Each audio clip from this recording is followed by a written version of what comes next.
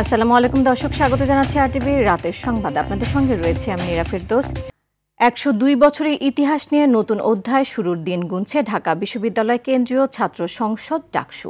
শত বছরে ৩৭ বার নির্বাচন বা নতুন কমিটি গঠন হয়েছে ডাকসুর। দীর্ঘ এই ইতিহাসকে আন্দোলন, সংগ্রাম ও ঐতিহ্যের বলে অভিহিত করেন ডাকসুর সাবেক নেতারা। আগামীর জাতীয় রাজনীতি পরিচালিত হয়ে দ্বিতীয় সংসদ খ্যাত ডাকসু নিয়মিত হবে বলেও আশা তাদের। অরণ্য গফুরের রিপোর্টে দেখুন এর বিস্তারিত। প্রতিষ্ঠার ২ বছরের মাথায় ঢাকা বিশ্ববিদ্যালয় ছাত্র সংসদ ডাকসু চালু হয়। ১৯৫৩ সালে নাম বদলে হয় ঢাকা বিশ্ববিদ্যালয় কেন্দ্রীয় ছাত্র সংসদ বা ডাকসু। ব্রিটিশ আমলে ২৪ বছরে ১৪টি ডাকসু নির্বাচন অনুষ্ঠিত হয়। ডাকসু সবচেয়ে ধারাবাহিক ছিল পাকিস্তান আমলে। ব্রিটিশ থেকে স্বাধীনতা লাভের পর ১৯৫৩ সাল থেকে ৭০ সাল পর্যন্ত প্রতি বছর নতুন কমিটি পেয়েছে ডাকসু। কিন্তু বাংলাদেশের ৫৪ বছরে ডাকসু নির্বাচনের মুখ দেখেছে মাত্র ৭টি। ১৯৯১ পর দীর্ঘ ২৮ বছর গণতান্ত্রিক আমলে কোনো ডাকসু নির্বাচন দেখেনি ঢাবি শিক্ষার্থীরা। বহু চড়াই উতরাই পেরিয়ে ২০১৯ সালে আলোচিত ডাকসুর পর আবার বন্ধ ৬ বছর। বড় একটি অংশ এই নির্বাচনকে প্রশ্নবিদ্ধ হিসেবে চিহ্নিত করেছে। ছাত্র অধিকার পেরিয়ে জাতীয় রাজনীতিতেও গুরুত্বপূর্ণ অবদান রাখায় সরকারগুলো ডাকসুতে আগ্রহী হয়নি বলে জানান সাবেক এভিপি। এইবারে যদি নাও হয়, আগামীতে জাতীয় রাজনীতি বর্জিত বা রাজনীতি বিবর্জিত বিরাজনীতিকরণকৃত কোনো পলিটিক্স এখানে চলবে না। ১৯৫৫ সাল পর্যন্ত নির্দলীয় ছিল ডাকসু নির্বাচন। এরপর থেকে দলীয় সমর্থন ও ব্যানার অধ্যায়ে প্রবেশ করে। পাকিস্তান আমলে ডাকসুর নেতৃত্ব ভাগাভাগি করে ছাত্র ইউনিয়ন ও ছাত্রলীগ। বাংলাদেশ আমলে জাসদ ও বাসদ ছাত্রলীগের আধিপত্যের পাশে একবার করে ভিপি হয়েছে ছাত্র ইউনিয়ন, ছাত্রলীগ ও ছাত্রদল থেকে। ভিপি ২ জন ও জিএস চেয়ারে একজন নারীকে বসতে দেখেছে ডাকসু, সেটাও পাকিস্তান আমলে। এখনও নিরাপত্তার অভাব ছাত্রী নেতৃত্ব না পাওয়ার কারণ বলে মনে করেন ডাকসুর এ সাবেক এজিএস। বাংলাদেশে যে পলিটিক্যাল এক্সারসাইজ দীর্ঘদিন যাবৎ চলে আসছে, সেই ট্র্যাডিশন তো ভালো না। মেয়েরা বিভিন্নভাবে একটু শঙ্কিত থাকে বা মেয়েদের পিতা মাতারা তারা শঙ্কিত থাকে। তারা তো দেখে সোসাইটির অবস্থা, দেশের অবস্থা, রাজনৈতিক স্থিতিশীলতা এবং আইনের শাসন, এনভায়রনমেন্ট তৈরি করতে হবে, একটি হেলদি অ্যাটমসফিয়ার প্রয়োজন। তখন মেয়েরা কনফিডেন্স পাবে, মেয়ের বাবা পিতা মাতারাও কনফিডেন্স পাবে। জুলাই পরবর্তী রাজনীতি ডাকসুর হাত ধরে দেশে গুণগত পরিবর্তন আনবে বলে মনে করেন নেতারা। জাতীয় রাজনীতি তারা প্রভাব বিস্তার করবে। অরণ্য গফুর, আরটিভি, ঢাকা। রাত পোহালেই সকাল ৮টা থেকে বিকেল ৪টা পর্যন্ত চলবে ডাকসু নির্বাচনে ভোট গ্রহণ। ভুয়া আইডি কার্ডে জাল ভোট, টাকা ছড়ানো, লাইন জ্যামিং করে ভোটকে প্রভাবিত করার শঙ্কা প্রার্থীদের। ডিএমপি কমিশনার বলেন, এসব বিষয়ে কাজ করছে পুলিশ। তিনি জানান, আজ রাত ৮টা থেকে ১১ তারিখ দুপুর ১২টা পর্যন্ত লাইসেন্সধারী অস্ত্র নিয়ে ক্যাম্পাসে প্রবেশ নিষিদ্ধ। সকল প্রস্তুতি সম্পন্ন করা হয়েছে বলে জানান ভিসিও চিফ রিটার্নিং অফিসার। শাকিলা করিমকে সাথে নিয়ে আরও জানাচ্ছেন এয়ার বাদল। দীর্ঘ ৬ বছরের অপেক্ষার অবসান ঘটিয়ে অনুষ্ঠিত হতে যাচ্ছে ঢাকা বিশ্ববিদ্যালয় কেন্দ্রীয় সংসদ ডাকসু ও হল নির্বাচন। কয়েকদিনের প্রচারে ক্যাম্পাসের উত্তাপ, গণমাধ্যমে আলোচনা, সব মিলিয়ে সবার নজর এখন ৯ সেপ্টেম্বর ঢাকা বিশ্ববিদ্যালয়ে। কিন্তু শেষ মুহূর্তেও অভিযোগ ছিল প্রার্থীদের। মধুর ক্যান্টিনে সংবাদ সম্মেলন করে ভোট কিনতে টাকা ছড়ানো, লেভেল প্লেইং ফিল্ড না থাকা ও আচরণবিধি লঙ্ঘনের অভিযোগ করেছে স্বতন্ত্র শিক্ষার্থী ঐক্য প্যানেল। ভুয়া আইডি কার্ডে জাল ভোটের শঙ্কা করে উমামা ফাতেমা আইডি কার্ড যাচাইকরণ, নিরাপত্তা জোরদার, চাহিদা অনুযায়ী পরিবহন ও প্রয়োজনীয় চিকিৎসা ব্যবস্থা নিশ্চিতের দাবি জানান। বিএনপি সমর্থিত প্রার্থীরা জানান যে সাইবার বুলিং চলছে, তার জবাব দেবেন ভোটাররা। যারা মানবাধিকারে বিশ্বাস করে না, মত প্রকাশে বিশ্বাস করে না, ঢাকা বিশ্ববিদ্যালয়ের শিক্ষার্থীরা আগামীকাল তাদেরকে ব্যালটের মধ্য দিয়ে জবাব দিবে ইনশাআল্লাহ। আরেক প্রার্থী বিনিয়ামিন মোল্লা নির্বাচনী পরিবেশ নিয়ে প্রকাশ করেন শঙ্কা। এই শেষ সময় এসে লেভেল প্লেইং ফিল্ড তো ছিলই না, তারপরও আমরা শিক্ষার্থীদেরকে সতর্ক করে, আমরা শিক্ষার্থীদেরকে সজাগ করে, শিক্ষার্থীদেরকে আমরা এই অধিকারের বিষয়ে সচেতন করে আমরা এগিয়ে আসতেছি। তবে অতীতের অভিজ্ঞতা থেকে অনেক শিক্ষার্থী শঙ্কা করছেন ভোটের দিন বিশৃঙ্খলার। নতুন ভোটারদের শঙ্কার চেয়ে উৎসাহ বেশি। অবশ্যই এক্সাইটেড, আর এখন পর্যন্ত পরিবেশ স্থিতিশীল, এখন পর্যন্ত সেরকম কোনো কিছু চোখে পড়েনি। উৎসবের যে আমেজটা সেটা তো অবশ্যই মিস করছি, তবে আশা করি যে যারা নির্বাচিত হবে তারা পরবর্তীবারও যাতে ডাকসু হয় নিয়মিত সময়ে সেটা এনশিওর করবেন, যাতে আমরা পরের বছর আবারও সেই একই রকম পরিবেশটা পেতে পারি। এরই মধ্যে প্রস্তুত হয়ে গেছে সব ভোট কেন্দ্র। বিশ্ববিদ্যালয় প্রশাসন বলছে শান্তিপূর্ণ ভোট নিশ্চিত করতে সর্বোচ্চ প্রস্তুতি নিয়েছেন তারা। ডিএমপি কমিশনার বলেন সার্বিক নিরাপত্তা ব্যবস্থা নিয়েছেন তারা। জাল ভোট প্রতিরোধেও কাজ করছে ডিএমপি। এদিকে সচিবালয়ে স্বরাষ্ট্র উপদেষ্টার সাথে বৈঠক শেষে সুষ্ঠুভাবে নির্বাচন সম্পন্ন হওয়ার প্রত্যাশা ব্যক্ত করেছেন ঢাকা বিশ্ববিদ্যালয়ের ভিসি নিয়াজ আহমেদ খান। আমাদের নিজস্ব ভলান্টিয়ার্স সহ আমাদের আইনশৃঙ্খলা রক্ষাকারী পর্যাপ্ত পরিমাণে থাকবে। আমাদের কিছু বাধা বিপত্তি এই ধরনের বড় কাজে থাকে, সেটি আমরা সবাইকে সাহায্য নিয়ে অতিক্রম করেছি।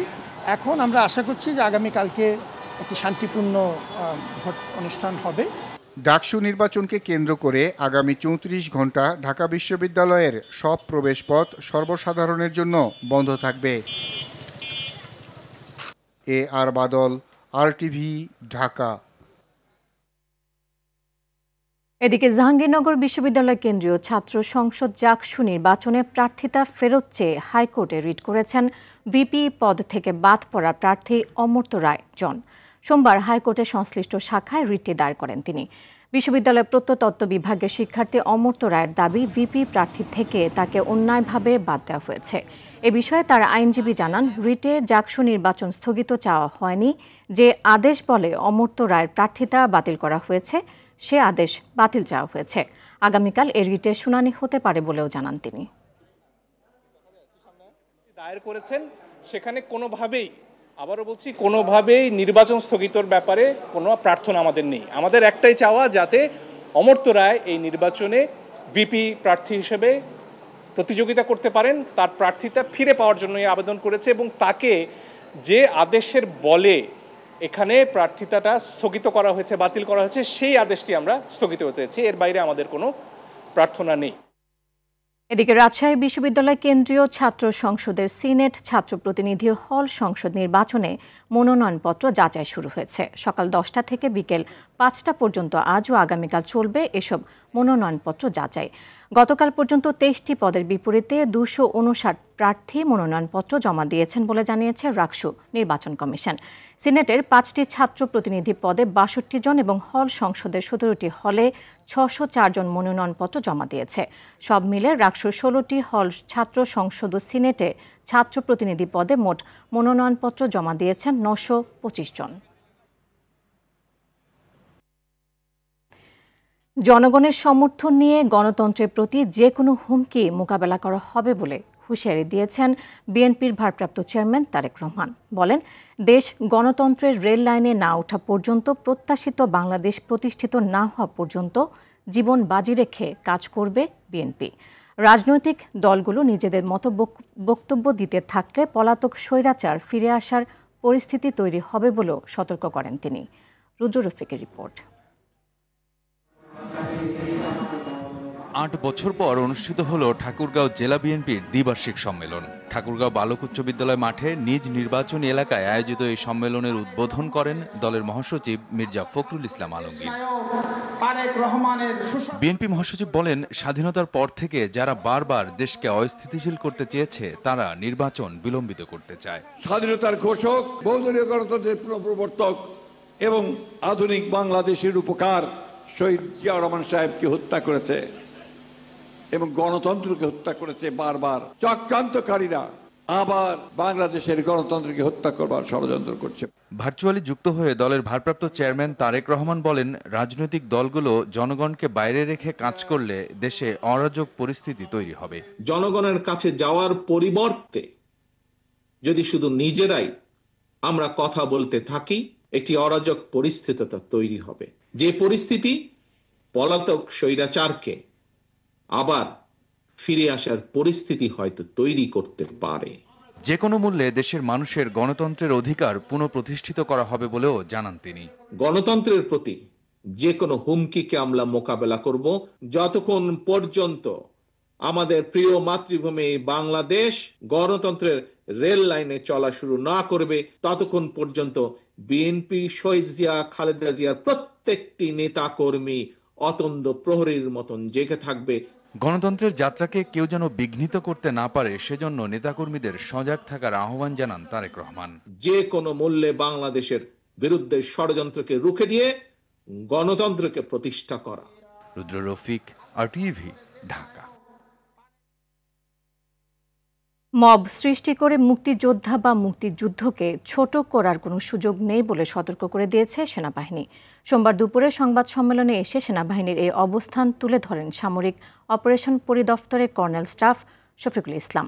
ডাকসু নির্বাচনে সেনাবাহিনীর সংশ্লিষ্টতা নেই উল্লেখ করে তিনি বলেন, স্বার্থান্বেষী মহল সেনাবাহিনী নিয়ে প্রোপাগান্ডা ছড়াচ্ছে।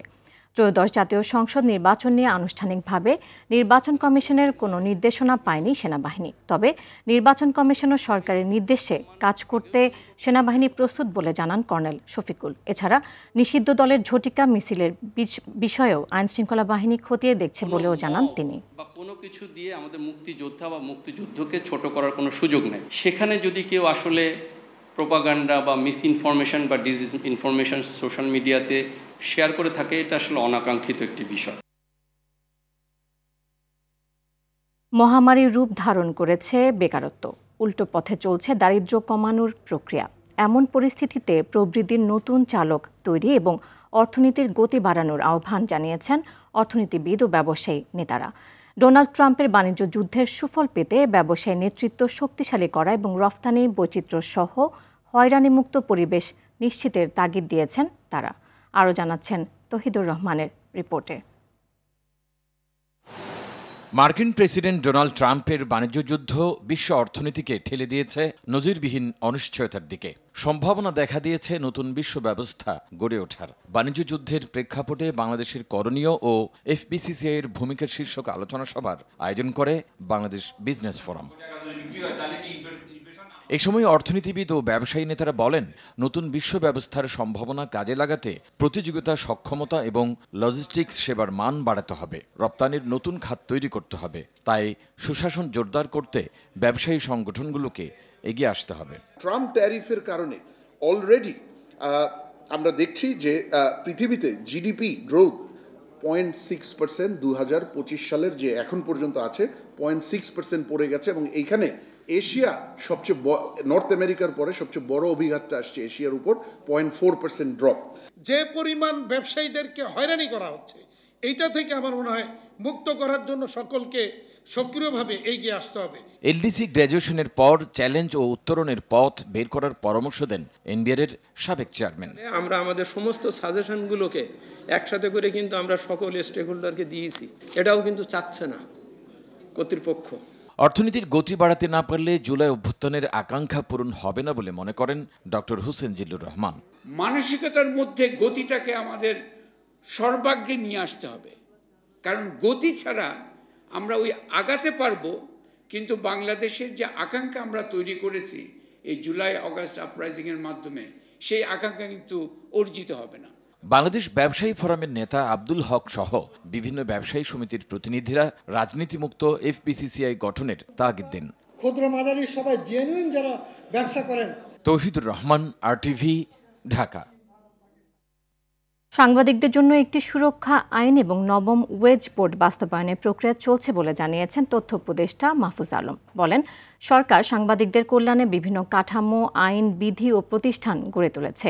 বিকেলে ঢাকা রিপোর্টার্স ইউনিটিতে DRU সদস্যদের জন্য ন্যাশনাল লাইফ ইন্স্যুরেন্স PLCর সঙ্গে গ্রুপ বীমা চুক্তি স্বাক্ষর অনুষ্ঠানে একথা বলেন উপদেষ্টা। পর্দা উঠছে এশিয়া কাপের T20-র শিরোপা জয়ের লক্ষ্য নিয়ে ইতিমধ্যে সংযুক্ত আরব আমিরাতে অবস্থান করছে বাংলাদেশ ক্রিকেট দল। আসরে টাইগারদের মিশন শুরু 11 সেপ্টেম্বর। টুর্নামেন্টটিতে লিটন মুস্তাফিজের পাশাপাশি নজর থাকবে বাংলাদেশি 2 আম্পায়ার মাসুদুর রহমান ও গাজী সোহেলের দিকেও। বিস্তারিত রাফি আমিনের রিপোর্টে। অপেক্ষার প্রহর শেষে শুরু হতে যাচ্ছে এশিয়া কাপ। 17তম আসরে প্রথমবারের মতো অংশ নিতে যাচ্ছে সর্বোচ্চ 8টি দল। টুর্নামেন্টের উদ্বোধনী ম্যাচে মুখোমুখি হবে আফগানিস্তান ও হংকং। এখন পর্যন্ত এশিয়া কাপে ওয়ানডে ও টি-20 ফরম্যাটে মোট 15 বার অংশ নিয়ে বাংলাদেশের সর্বোচ্চ অর্জন ঘরের মাঠে 2012 সালে রানার্স আপ হওয়া। এবার সেটাকে ছাপিয়ে শিরোপায় নজর রাখছেন জাকের আলী অনিক। রোববার দেশ ছাড়ার আগে এমনটাই জানান এই ব্যাটার। টিমের অবস্থা সবসময় ভালো ছিল, ওভারঅল আমাদের প্রিপারেশন খুবই ভালো হয়েছে, ফিটনেস থেকে শুরু করে নেদারল্যান্ড সিরিজ, তো আমরা সেখানে ভালো কিছু আশা করছি। টুর্নামেন্টে অংশ নেওয়ার আগে লম্বা সময় অনুশীলন ক্যাম্প করেছে টাইগাররা। খেলেছে নেদারল্যান্ডসের বিপক্ষে টি-20 সিরিজ। সকল প্রস্তুতি শেষ করে টাইগাররা এখন আবুধাবিতে। এখানেই 11 তারিখ হংকংয়ের বিপক্ষে শুরু টাইগারদের এশিয়া শ্রেষ্ঠত্বর লড়াই। এরপর 13 তারিখ শ্রীলঙ্কা ও 16 তারিখ আফগানিস্তান ম্যাচ। এদিকে এশিয়া কাপের গ্রুপ পর্বের জন্য ম্যাচ অফিসিয়ালদের নাম ঘোষণা করেছে এশিয়ান ক্রিকেট কাউন্সিল, যেখানে আছেন বাংলাদেশের 2 আম্পায়ার মাসুদুর রহমান ও গাজী সোহেল। আসরের সবচেয়ে আলোচিত ভারত পাকিস্তান ম্যাচের দায়িত্ব পড়েছে মাসুদুরের কাঁধে। তার সাথে মাঠে থাকবেন শ্রীলঙ্কার পালিয়া গুরুগে। রাফি আমিন, RTV। দর্শক, রাতের সংবাদ এ পর্যন্তই। মধ্যরাতের সংবাদ 1টায় দেখার আমন্ত্রণ রইল। এতক্ষণ সাথে থাকার জন্য ধন্যবাদ সবাইকে।